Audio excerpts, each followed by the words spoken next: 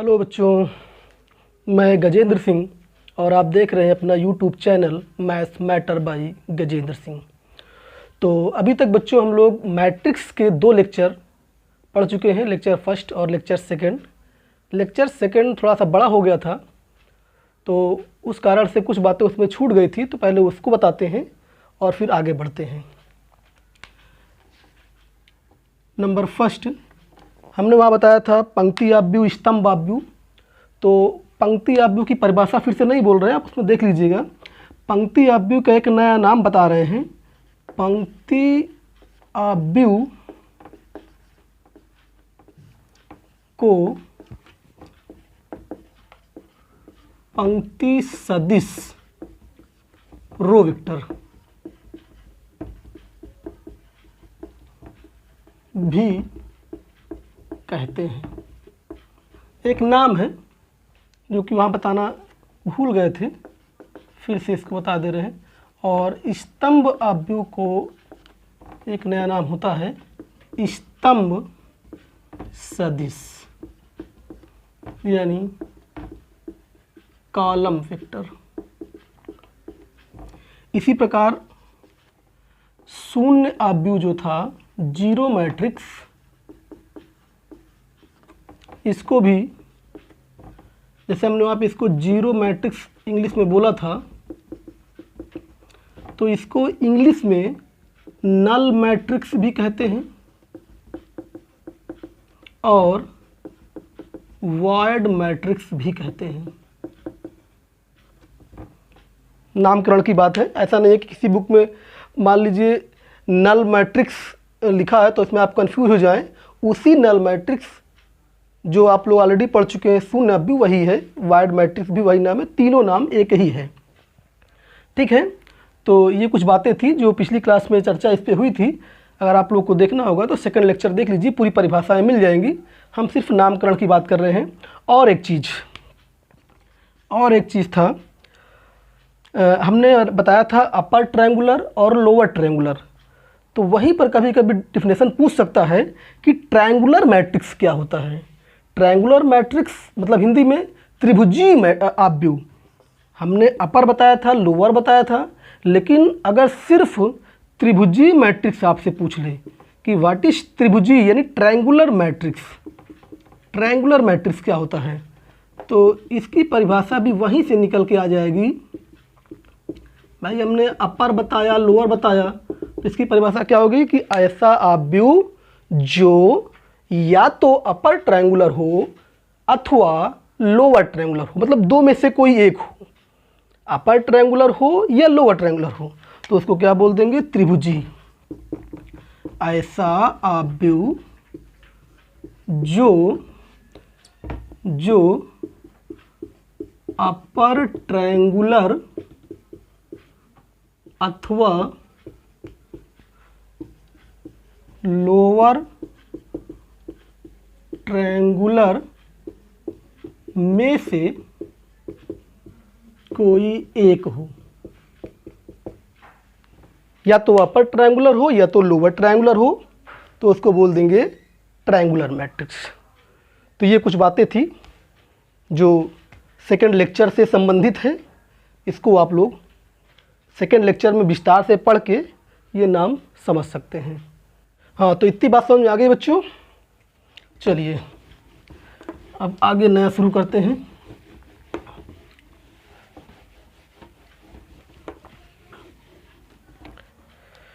तो आज का नया टॉपिक शुरू कर रहे हैं, दो आव्यूहों की समानता। दो आव्यूहों की समानता, इक्वलिटी ऑफ टू मैट्रिसेस। एक नाम यहाँ पे आपको नया लग रहा होगा, ये मैट्रिसेस क्या है। अभी तक हम मैट्रिक्स लिख रहे थे, तो इसमें कंफ्यूज नहीं होना है। मैट्रिक्स एक वचन होता है और मैट्रिसेस बहुवचन है। यहाँ पे हमने अभी तक एक आव्यूह की बात करते थे हर जगह, यहाँ पर दो आव्यूह आ गया तो बहुवचन हो गया, तो मैट्रिसेस लिख दिए हैं। मैट्रिक्स मीन्स एक आव्यूह मैट्रिसेस मीन्स एक से अधिक आव्यूह, तो इसमें कंफ्यूज नहीं होना है। अब देखिए, दो आव्यूहों की समानता, यानी ये बताना चाहते हैं कि दो आव्यूह बराबर कब होते हैं। तो देखते हैं, दो आव्यूह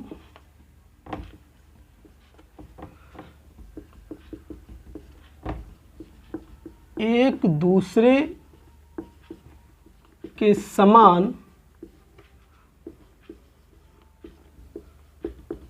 तभी होते हैं जब,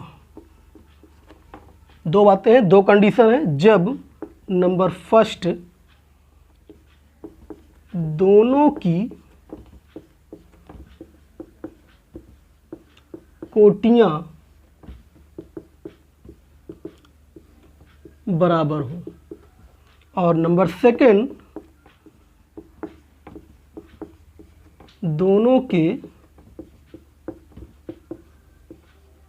संगत अवयव बराबर हो।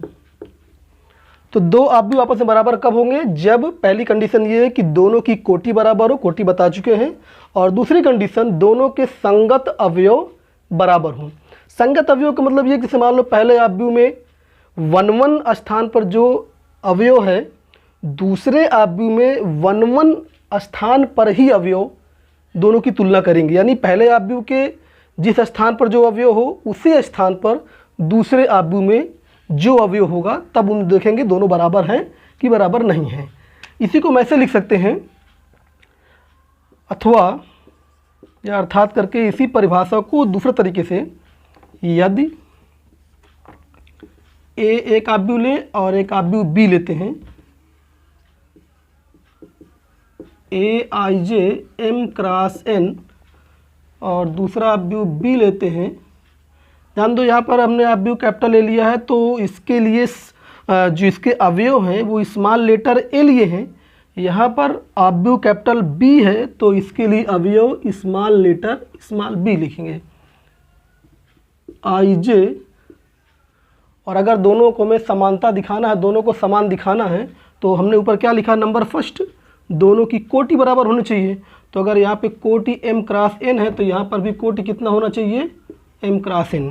यदि a और b दो आव्यूह हैं, दो आव्यूह इस प्रकार हों कि, देखिए दो कंडीशन होनी चाहिए। पहली कंडीशन ये है कि कोटि बराबर हो, तो कोटि बराबर तो यहाँ पर दिख ही रहा है, बस दूसरी कंडीशन ध्यान देना है, इस प्रकार हो कि यहाँ का संगत अवयव वहाँ के संगत अवयव के बराबर हो। इस प्रकार हो कि ए आई जे बराबर बी आई जे, ए आई जे बराबर बी आई जे। और ये किस आई जे के लिए है? फॉर एवरी आई, आई का वैल्यू कहाँ से कहाँ तक है? 1 से लेकर यम तक, 1 से लेकर यम। आई का मतलब पंक्तियों की संख्या है, और जे कहाँ से कहाँ तक है? 1 से लेकर n तक।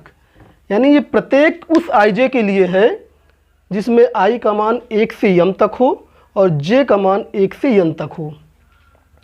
तो अगर ये दो कंडीशन है, वेरी सिंपल, कि दोनों की कोटियाँ बराबर हो और दोनों आव्यूहों के संगत अवयव बराबर हो, तो वो दोनों आव्यूह क्या बराबर हो जाएंगे? तो दोनों आव्यूह बराबर हो जाएंगे, तो A बराबर B हो जाएगा। दो आव्यूह हैं, अगर उनकी कोटि बराबर हो, संगत अवयव बराबर हो, तो दोनों आव्यूह बराबर हो जाएंगे। और एक बात समझिए, इनका विलोम भी सत्य है। कहने का मतलब ये है कि अगर A बराबर B है, किसी प्रश्न में A बराबर B दिया है, तो दोनों की कोटि भी बराबर हो जाएंगी और दोनों के संगत अवयव भी बराबर हो जाएंगे। कहने का मतलब ये है कि इसका विलोम भी सत्य है। नोट, उपरोक्त का विलोम भी सत्य है। ठीक है, तो ये हो गया दो आव्यूहों की समानता।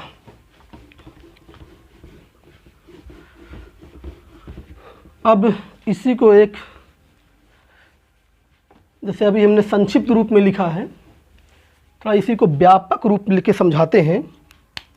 अर्थात हम क्या कह रहे हैं अभी तक, व्यापक रूप में ये कि अगर ए कोई आव्यूह है, A11, A12, A21, A23, इसकी कोटि 2 क्रॉस 2 है, और दूसरा आव्यूह B11, B12, B21, B22, इसकी भी कोटि क्या है 2 क्रॉस 2।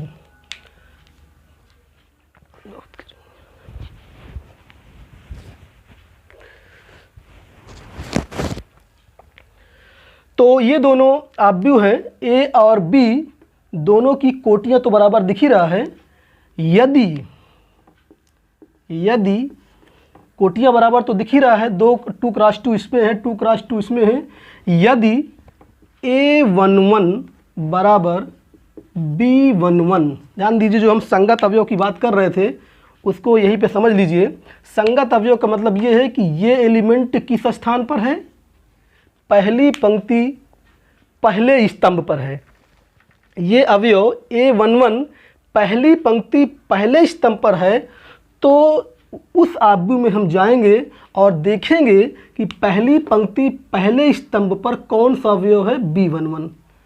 तो इसी को बोलते हैं कि ये दोनों संगत हैं। पहली पंक्ति पहले स्तंभ का अवयव यहाँ पर ये, पहली पंक्ति पहले स्तंभ का अवयव यहाँ पर ये, तो A11 बराबर B11।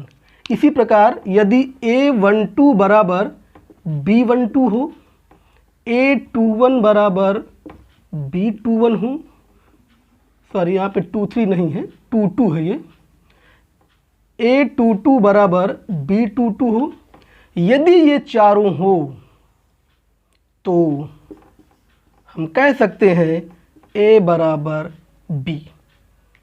यही हमने परिभाषा में बताया था कि कोटि बराबर हो और प्रत्येक संगत अवयव बराबर हो।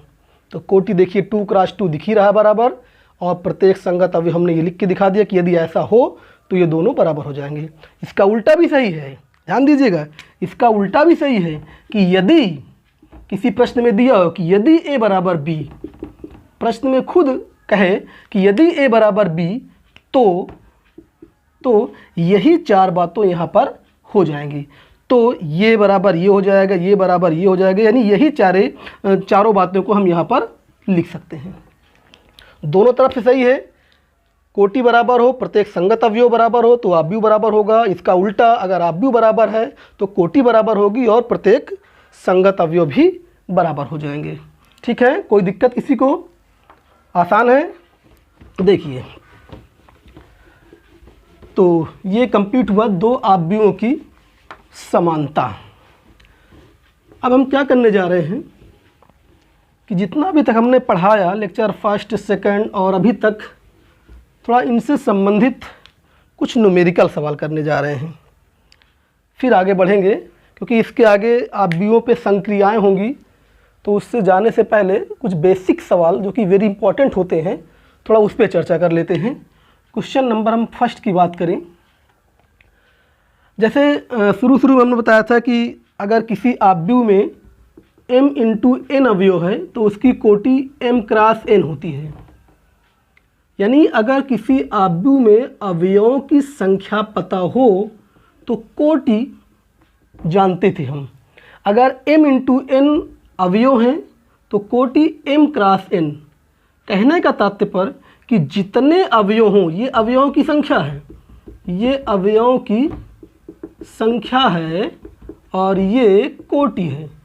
कहने का मतलब ये है कि जितने अवयव हों किसी आव्यूह में, अगर उसको हम दो संख्याओं के गुणनफल गुणन के रूप में लिख दें, जो अवयवों की संख्या हो उसको हम दो संख्याओं के गुणन के रूप में लिख दें। और ध्यान दीजिए, ये दोनों संख्याएं ऐसा नहीं कुछ भी हो सकती हैं, ये दोनों संख्याएं क्या थी?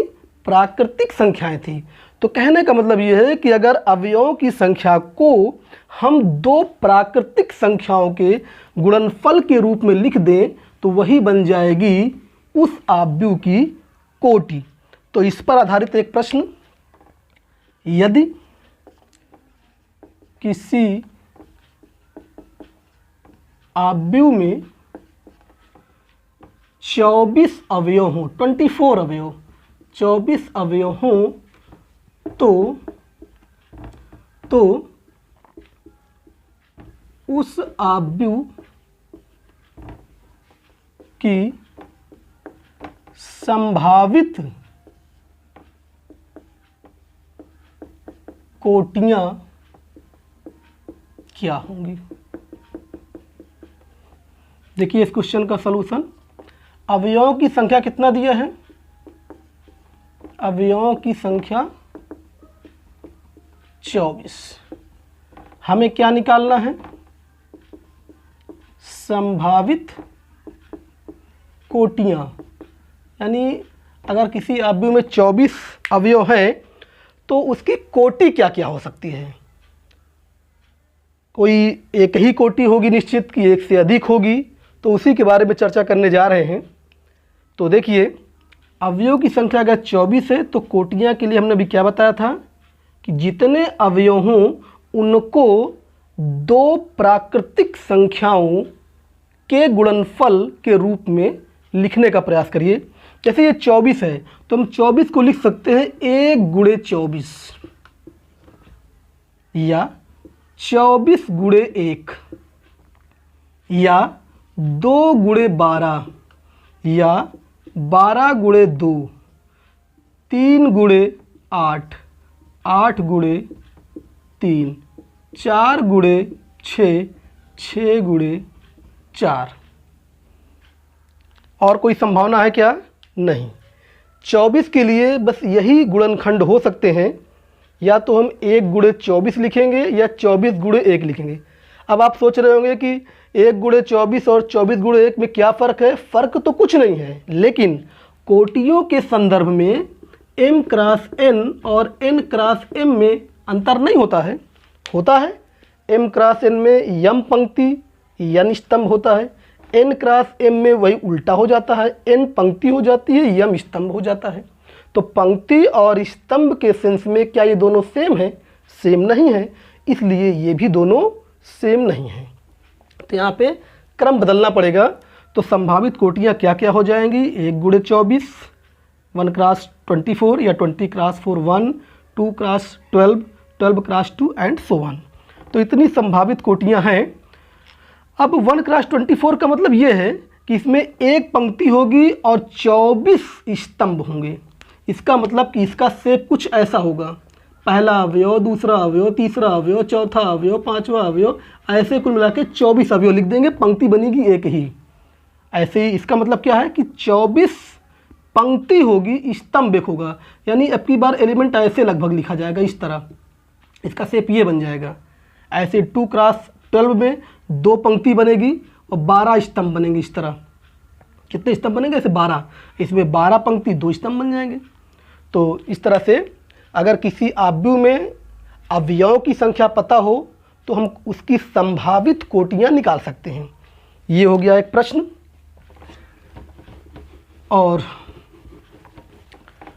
इसी पे हम सिंपल सवाल और एक रफली तुरंत बना सकते हैं कि मान लीजिए किसी आव्यूह में 11 अवयव हैं तो उसकी कौन कौन सी कोटियाँ होंगी?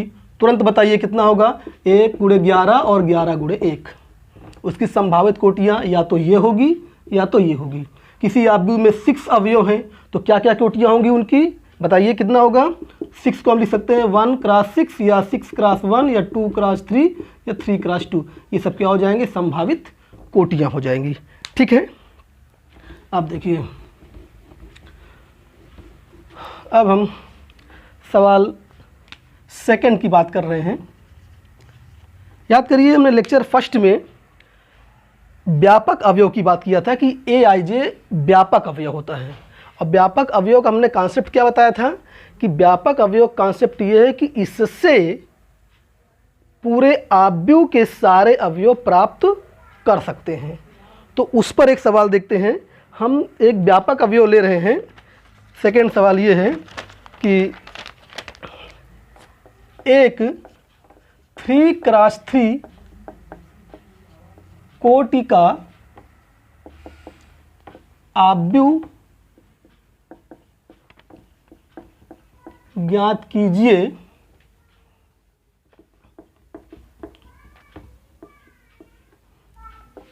जिसके लिए aij equal to 1/2 mod -3i plus j।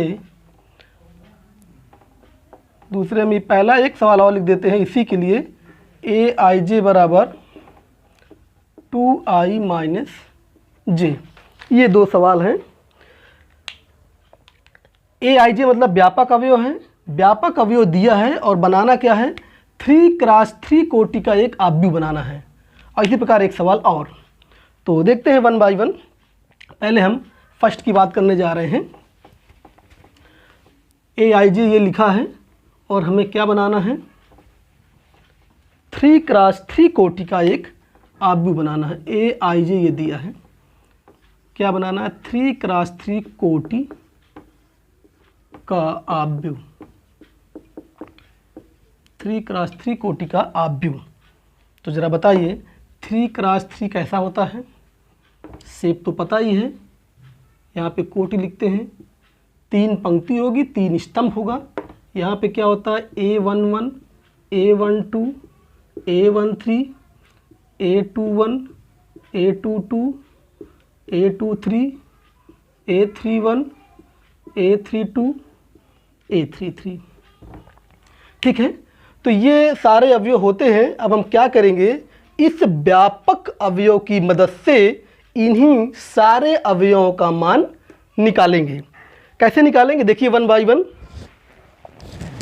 हमने कहा था कि व्यापक अवयव का तात्पर्य ये होता है कि उससे हम सारे अवयव निकाल सकते हैं। देखते हैं, एक दो हम निकालते हैं, बाकी आप लोग निकालिएगा। जैसे हम A11 की बात करें, A11 देखिए aij बराबर ये लिखा है, तो A11 का मतलब क्या है, i की जगह पे 1 लिखा है, j की जगह पे 1 लिखा है। i की जगह पे 1 और j की जगह पे 1 लिखा है, तो इसका मतलब इसमें भी हम रख दें तो 1/2 माइनस 3, i की जगह पे 1 तो 3 × 1 प्लस j की जगह पे 1, ये हो गया। तो इसको सॉल्व करेंगे, 1/2 ये हो जाएगा -3 + 1, 1/2 ये हो जाएगा -2। और माड में आप जानते हैं कि चाहे निगेटिव संख्या लिखी हो चाहे पॉजिटिव लिखी हो, बाहर आता तो क्या बन जाता है, पॉजिटिव। तो ये हो जाएगा 1/2 × 2 यानी 1। ये A11 का मान आ गया। इसी प्रकार A12 का मान निकालते हैं।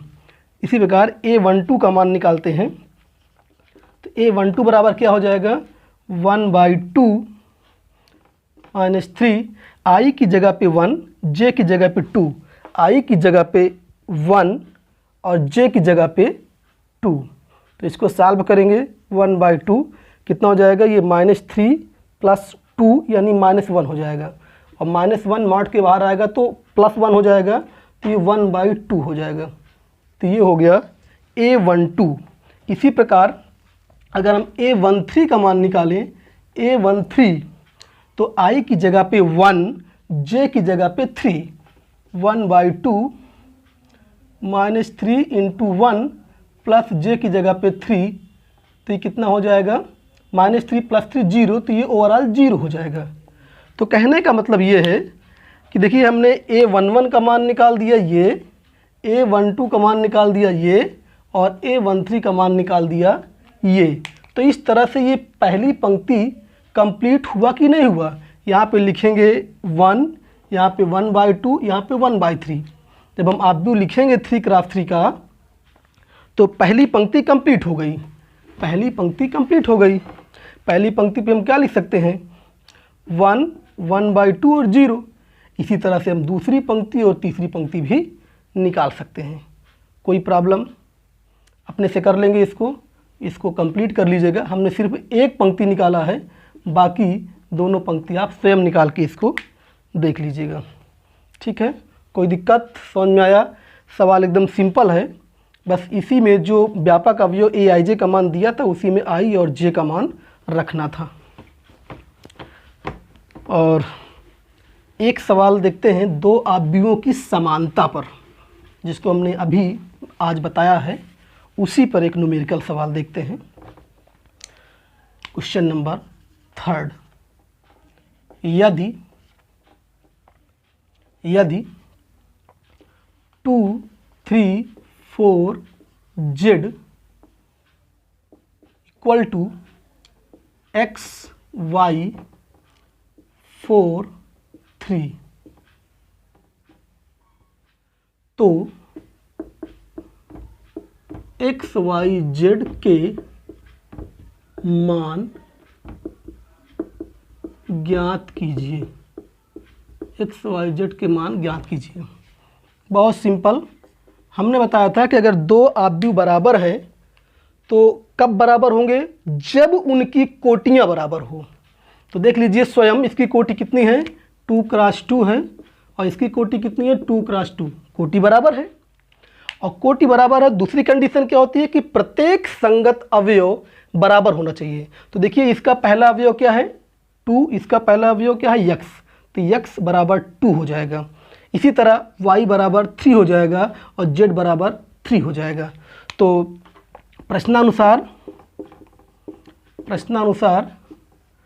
2, 3, 4 Z equal to x, y, 4, 3। तो यहाँ क्या लिखेंगे? आव्यूहों की समानता से, आव्यूहों की समानता, जो डिफिनेशन लिखवाए थे, समानता से x बराबर 2, y बराबर 3 और z बराबर 3, ये हो गया आंसर। कभी भी दो आव्यूह बराबर हैं, तुरंत a11 को यहाँ वाले, मान लीजिए इसको b बोले तो b11 के बराबर कर दो, इस वाले एलिमेंट को इस वाले एलिमेंट से बराबर कर दो, इसको इससे बराबर कर दो, इसको इससे बराबर कर दो। जो भी मिलेगा उसी से या तो आंसर मिल जाएगा और या तो उसको आगे बढ़ाना पड़ेगा। जैसे फॉर एग्जांपल यहाँ पे डायरेक्ट x लिखा था तो x बराबर 2 मिल गया। अगर मान लीजिए यहाँ पे x प्लस वाई लिखा होता तो x प्लस वाई बराबर 2 मिलता, तो वो समीकरण बन जाता। समीकरण को हल करते। जैसे एक सवाल और देखते हैं तो ज़्यादा क्लियर होगा। फॉर एग्जांपल इसी सवाल में हम आगे बढ़ा दें x, y का मान पूछने के लिए। जैसे यहाँ पर हम लिख दें, यहाँ लिख दें x प्लस वाई, यहाँ लिख दें x प्लस वाई, और यहाँ लिख दें x माइनस वाई, और यहाँ लिख दें 3। क्वेश्चन फिर वही है कि x, y, z का मान निकालना है। तो फिर देखिए कोटि बराबर है ही है, और यहाँ का पहला अवयव x प्लस वाई बराबर होगा यहाँ का पहला अवयव 2, यहाँ का x माइनस वाई, इस अवयव का संगत यहाँ पर ये है तो इसके बराबर हो जाएगा, और z बराबर ये 3 हो जाएगा। तो देखिए z का मान तो 3 मिल गया, लेकिन बाकी x, y का मान अभी नहीं मिला। तो क्या करेंगे? हम इसको समीकरण फर्स्ट बोल देंगे, इसको समीकरण सेकंड बोल देंगे, इसको समीकरण थर्ड बोल देंगे, और 3 समीकरण से 3 मान निकल जाता है। एक मान तो डायरेक्ट मिल ही गया है, बस समीकरण 1 और 2 को हल कर लेंगे। समीकरण 1 तथा 2, समीकरण तो हल करना आता ही है, सभी लोग क्लास 7, 8, 9 सब में बहुत अच्छे तरीके से पढ़ चुके हैं। अगर इन दोनों को हल करोगे तो x का मान मिलेगा 5/2, और y का मान क्या मिल जाएगा? y का मान इसमें ये किसी समीकरण में रख के देख लिए, घटा के देख लें। तो अगर इसको सॉल्व करेंगे तो ये माइनस करेंगे, -1 आ जाएगा, -1/2 आ जाएगा जो है। ठीक है, तो इस तरह से x का मान ये मिल गया, y का मान ये, और z का मान ये ऑलरेडी मिल चुका था। तो तीनों मान मिल गए x, y, z के।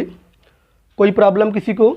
दो आव्यूहों की समानता दिया हो तो तुरंत पहला अवयव पहले के बराबर कर दो, दूसरा दूसरे के बराबर कर दो, तीसरा तीसरे के बराबर कर दो, चौथा चौथे के बराबर कर दो। तो इससे क्या मिल जाएगा? जो भी पूछेगा उससे प्राप्त हो जाएगा। हाँ, तो ये न्यूमेरिकल तो समझ में आ गया होगा। ऐसे ही सवाल आप लोग अपने नोटबुक से लगाने का प्रयास करिएगा। सिंपल सवाल है लेकिन इम्पॉर्टेंट हैं, आते हैं बोर्ड में इस तरह के सवाल। अब हमारा अगला टॉपिक, नया टॉपिक शुरू करते हैं। आव्यूहों में संक्रियाएं आव्यूहों में संक्रियाएं, ऑपरेशन, संक्रिया को अंग्रेजी में बोलते हैं ऑपरेशन, ऑपरेशन इन मैट्रिसेस। यानी अगर दो आव्यूह हैं हमारे पास तो उनमें कौन कौन सी संक्रियाएं हो सकती हैं। संक्रियाओं का मतलब होता है, जैसे संख्याओं में, जैसे हम वास्तविक संख्याएं या और भी संख्याएं पढ़ते हैं, जैसे कोई संख्या 3 और 4 है, तो इनमें आप लोग संक्रियाएं क्या क्या पढ़े हैं। इनको जोड़ना सीखे हैं, प्लस करना, घटाना सीखे हैं, गुणा करना सीखे हैं, भाग करना सीखे हैं। ये जोड़ना, घटाना, गुणा, भाग जैसे ये संख्याओं में संक्रियाएं होती हैं, उसी प्रकार आव्यूहों में भी कुछ संक्रियाएं होती हैं। कौन कौन सी? आव्यूहों में भी अगर A और B दो आव्यूह हैं तो इनको भी हम जोड़ सकते हैं, इनको घटा सकते हैं, इनको आपस में गुणा कर सकते हैं, और इस आव्यूह में किसी संख्या से गुणा कर सकते हैं। जैसे मान लो 4 × A पूछ लिया या 4 × B पूछ लिया, तो इस प्रकार की संक्रियाएं आव्यूहों में भी होती हैं। और जैसे संख्याओं में जो संक्रियाएं होती हैं तो दो संख्याओं को जैसे हम जोड़ते हैं तो क्या मिलता है? एक संख्या ही मिलती है। घटाने पर भी एक संख्या ही मिलती है, गुणा करने पर भी और भाग करने पर भी। तो जैसे वहाँ पर संख्याओं को आपस में ऑपरेट करने पर, संक्रिया करने पर संख्या प्राप्त होती है, वैसे यहाँ पर भी दो या दो से अधिक आव्यूहों को आपस में मिलाने पर, आपस में ऑपरेट करने पर हमें जो मिलेगा वो भी एक नया आव्यूह मिलता है। अब हम बताने जा रहे हैं कि आव्यूहों में कितनी संक्रियाएं होती हैं। तो आव्यूहों में निम्न संक्रियाएं होती हैं। आव्यूहों में निम्न संक्रियाएं होती है। नंबर फर्स्ट योगफल, नंबर सेकेंड अंतर, नंबर थर्ड किसी आव्यूह में अदिश राशि से गुणा, किसी आव्यूह में अदिश राशि से गुणा, और नंबर फोर्थ दो आव्यूहों में गुणा। नंबर फर्स्ट क्या है? योगफल, यानी दो या दो से अधिक आव्यूहों को जोड़ना सिखाएंगे। अंतर में क्या है कि दो आव्यूहों को आपस में घटाना सिखाएंगे। और तीसरा, किसी आव्यूह में किसी संख्या से, अचर राशि से गुणा करना सिखाएंगे। और चौथा, दो आव्यूहों को आपस में गुणा। चौथा वाला सबसे ज़्यादा महत्वपूर्ण है, इसको अलग से बताएंगे, और बाकी इन तीनों को प्रयास करते हैं आज ही ख़त्म करने का। देखते हैं 1 बाय 1। पहला है दो आव्यूहों का जोड़ या योगफल। पहला है दो आव्यूहों का जोड़, योग। तो ध्यान दीजिए, जैसे संख्याओं में होता है कि कोई भी दो संख्या ले, उनको हम जोड़ सकते हैं। 3 धन 4 करें या 3 धन 2 करें या 5 धन 7 करें, उसमें कोई कंडीशन नहीं है, कुछ ना कुछ जोड़ मिलता है। घटाएंगे तो भी कुछ ना कुछ मिलेगा, गुणा करेंगे तो भी कुछ ना कुछ मिलेगा। वहाँ पे कोई कंडीशन नहीं है कि कब जुड़ेगा कब नहीं जुड़ेगा। संख्याओं में अगर हमने बोला कि 3 और 4 को जोड़ना है तो क्या कोई कंडीशन है कि नहीं जुड़ेगा? जुड़ेगा, चाहे घटा लो, चाहे गुणा कर लो, चाहे भाग कर लो। लेकिन आव्यूहों में ऐसा नहीं होता है। ऐसा नहीं है कि हम कोई भी दो आव्यूह लेके जोड़ दें या कोई भी दो आव्यूह लेके घटा दें या गुणा कर दें, ऐसा नहीं होता है। यहाँ पर एक कंडीशन होती है। तो सबसे पहले हम कंडीशन बताएंगे कि कब दो आव्यूह जुड़ते हैं, और जुड़ते हैं तो फिर कैसे जुड़ते हैं। इसी प्रकार कब घटेंगे, इसी प्रकार कब गुणा होंगे, सब में एक कंडीशन होती है। तो पहले हम कंडीशन बताएंगे कि यदि दो आव्यूहों की कोटियां बराबर हों, दो अवयव कोटियां बराबर हों, तभी दोनों अवयवों को जोड़ा जा सकता है, जोड़ा जा सकता है। ये तो कंडीशन होगी, कब जोड़ सकते हैं, जब दोनों की कोटियां बराबर हो। और नंबर सेकेंड, अगर जोड़ेंगे तो फिर मिलेगा क्या, जोड़ेंगे तो मिलेगा क्या, उसको बताने जा रहे हैं। और योगफल से प्राप्त अवयव, योगफल से प्राप्त अवयव कैसे प्राप्त होगा, प्राप्त अवयव दोनों अवयवों के संगत अवयवों, फिर से ये शब्द आ गया, संगत अवयवों को जोड़ने पर प्राप्त होगा। योगफल से प्राप्त अवयव दोनों अवयवों के संगत अवयवों को जोड़ने पर प्राप्त होगा। ठीक है, तो इसको एक एग्जाम्पल समझाते हैं।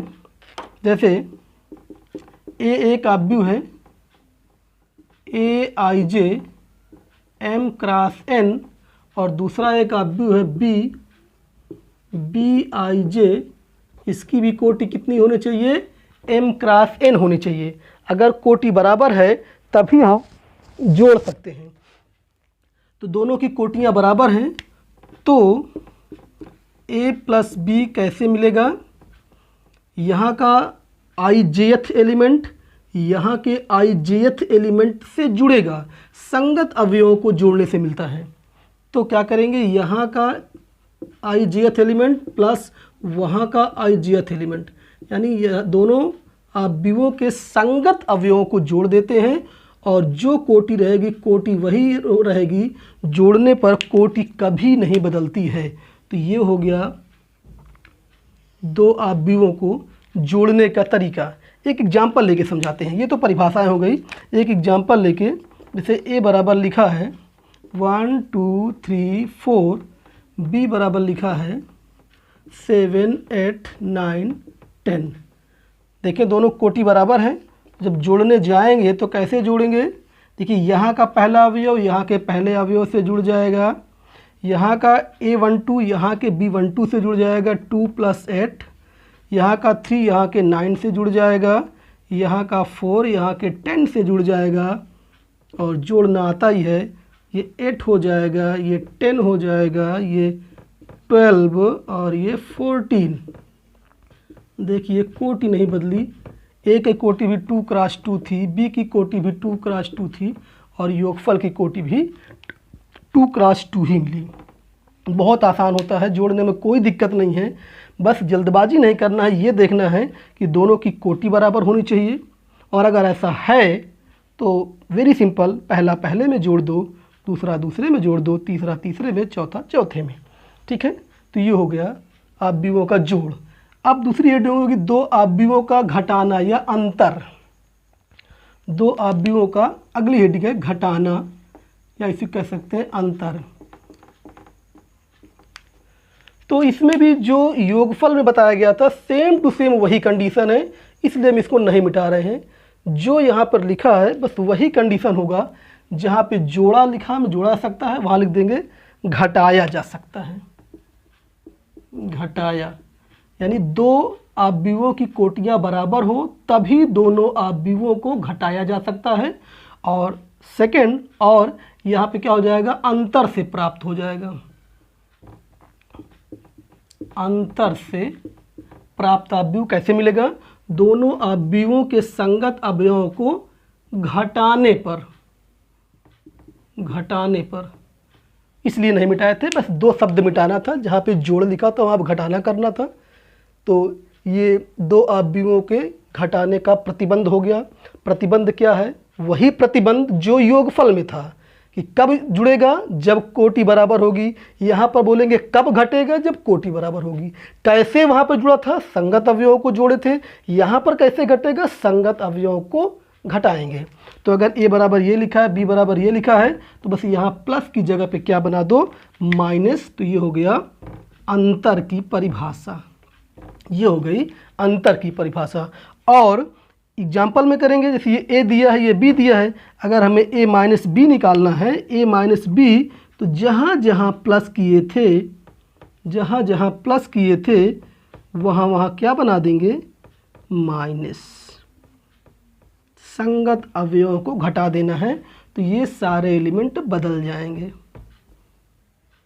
1 minus 7 minus 6, 2 minus 8 minus 6, 3 minus 9 minus 6, 4 minus 10 minus 6। चलिए, एक संयोग था कि चारों एलिमेंट बराबर हो गए, ऐसा ज़रूरी नहीं है, कुछ भी आ सकता है। तो ये हो गया दो अवयवों का अंतर। और इसमें भी देखिए, जो कोटि ए की थी 2 क्रॉस 2, जो कोटि बी की थी वही अंतर की भी है।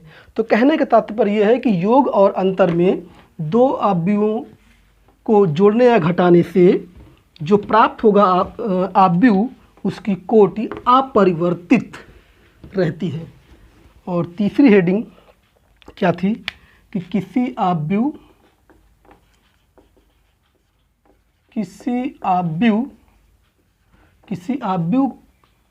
का अदिश राशि से गुणा। अदिश राशि का मतलब संख्यात्मक मान, अचर राशि कह सकते हैं, स्केलर क्वांटिटी, अदिश राशि से गुणा। बहुत आसान ये भी है। क्या करेंगे, अगर कोई अवयव दिया है और किसी संख्या से गुणा करना है, तो गुणा करने के लिए क्या करेंगे, हम प्रत्येक अवयव में गुणा कर देते हैं। लिख देते हैं परिभाषा, किसी अदिश राशि तथा किसी अवयव के गुणनफल से प्राप्त अवयव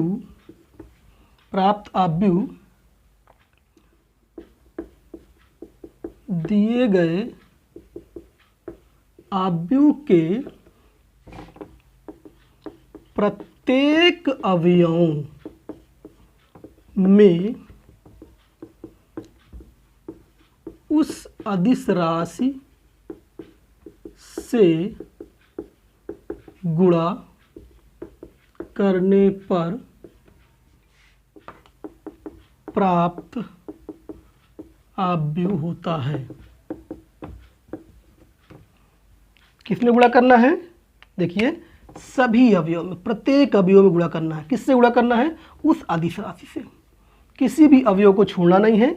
जैसे अर्थात ए कोई अवयव दिया है, ए बराबर AIJ M क्रॉस N। अगर हमें ए में के से गुणा करना है, के इंटू ए, यदि ए बराबर ये दिया है, तो के इंटू ए कैसे निकालेंगे, इस के का गुणा सभी अवयवों में कर देंगे। के AIJ हो जाएगा अवयव के अंदर, मतलब सब में गुणा हो गया, M क्रॉस N। ये है गुणा करने का तरीका। एक एग्जाम्पल बहुत आसान है। यदि a बराबर 1 2 3 4, तो अगर हमें k इंटू ए का मान निकालना है, k इंटू ए, तो क्या करेंगे, पहले a का मान रखें 1 2 3 4, और अब जो हमने बताया था वही कर लीजिए। k का गुणा अवयव के सभी अवयवों में कर दीजिए। अवयव जो दिया है, अवयव का मान रखा, उसके बाहर जो भी अचर राशि है उसका गुणा सभी में। k into 1 k into 2 2k, k into 3 3k, k into 4 4k।